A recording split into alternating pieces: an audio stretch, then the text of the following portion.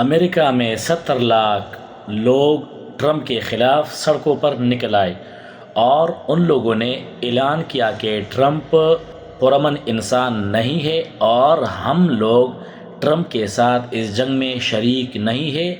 Trump نے ایران پر بغیر سوچے سمجھے اپنے عوام اور اپنی اسمبلی کے نمائندوں کے مشورے کے بغیر، اور جو ان کے قریب ممالک تھے، دوست ممالک کے پوچھے بغیر ایران پر حملہ کیا ہے، اس لیے یہ پرامن انسان نہیں ہے۔ ہم ٹرمپ کے خلاف نکلے ہیں اور ٹرمپ استعفیٰ دے۔ 70 لاکھ عوام امریکہ کے نکل آئے ہیں۔ اس عوام میں جو ہے اسمبلی کے ورکر بھی ہے اور سیاسی نمائندہ، اور جو یہودی مذہب ہے اس کے اسکالر بھی نکلے ہیں اور ٹرمپ کے مخالفت میں کہ ایران کے ساتھ جو جنگ کر رہا ہے ہم ان کی مخالفت کرتے ہیں اور ٹرمپ جلد از جلد استعفیٰ دے۔ ہم کوئی اپنے اچھے نمائندے کی جو ہماری حکومت چلا سکے ان کو انتخاب کرنے والے ہیں۔